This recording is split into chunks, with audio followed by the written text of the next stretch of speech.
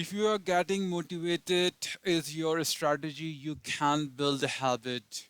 We know that habits require consistent repetition. It wasn't until the 10th trial in the Peer study that participant brains pick up the pattern and behaviors take much longer than that to be recognized. Don't get me wrong here, motivation is an important feeling with many benefits, but think of it as a bonus, something nice when it appears. I know it's possible you currently rely on getting motivated, so this next section's aim is to convince you to drop it. I genuinely want you to disown the concept for your own good, and here are the reason why. Motivation is unreliable because it's based on how you feel, and we have known for centuries that human feelings are fluid and unpredictable. Many things can alter your feelings, an event, blood sugar levels, depressions, chemical fluctuation, hormones, health, external stimuli, energy levels, beliefs, and catch vomits. In other words, anything can alter your feelings. Do you really want to please your hopes on something so volatile? The rule, the rule, the number one rule of any foundation is that it must be solid. Motivation is like building a house on liquid. Don't you dare mention houseboats, it ruins the analogy. Everyone has off day when energy is a bit lower. That means your motivation to do productive things will be lower too. This strategy makes us resort to things like motivational videos, articles, self pep talk, and others short-term boost. And things about this with a get motivated strategy, not only do you have to be motivated to do something, but you have to be most motivated to do it. So to get motivated to exercise, you would have to want to exercise more than you want to eat chips and watch TV. You'll only succeed sometimes. The activities that are good for us, eating raw broccoli, running 8 miles, and then eating more broccoli are not the kind of things that are easy to get motivated to do. And eating more broccoli are not the kind of thing that are easy to get motivated to do. The short-term rewards of raw broccoli and exercise, they have a really hard time competing with ice cream on the couch while watching a movie. My motivation to do the latter stay high. You won't always want to get motivated. The motivation theory of growth goes like this: if I want to do something, I don't need to force myself to do it. Use willpower. That's true. When you are motivated, it's easy to do things and it doesn't require much, if any, willpower. Remember the chart, the beginning of this chapter. When you are fully motivated, willpower cost is zero. This seems like the best way at first, and even more so when you are considered that willpower is a limited resource covered later. This makes motivation highly desirable in theory, but as they say, every rose has its thorns, and which cut your finger and make your curse in the front of your nephew.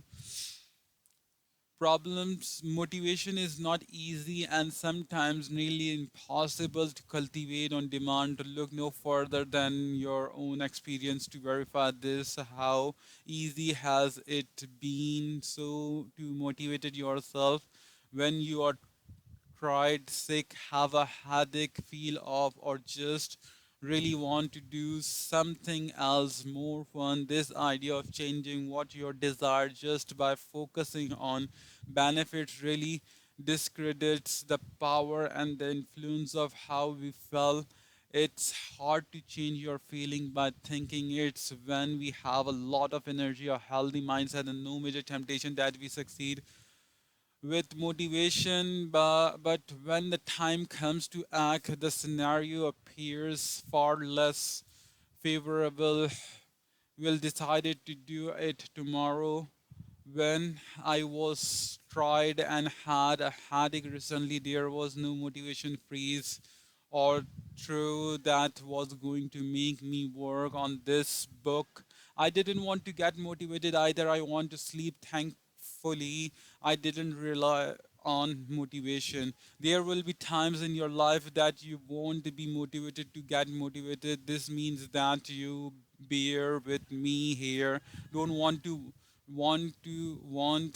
exercise. Yes, there was three want tos in a row that give you a sense of how far away from taking action you can get with motivation based thinking. Instead of just doing something, you have to want to do it. But sometimes you have built up motivation just to want to be motivated. It's very bit as crazy as it sounds. If you don't want to get motivated and getting motivated was your strategy for doing things, you have lost the battle before it has begun, and your habits will die young.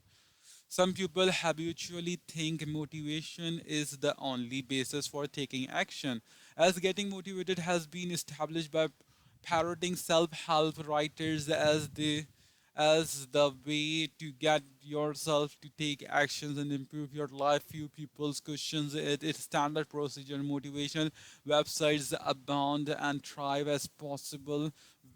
uh, thrive as people visit them for their motivational fix. I'll admit that getting motivated is a better strategy than nothing, but nothing isn't hard to beat. The desired effect of exercise, as an example, has three possible causes: motivation, willpower, or habits. Through every action is some combination of motivation and willpower.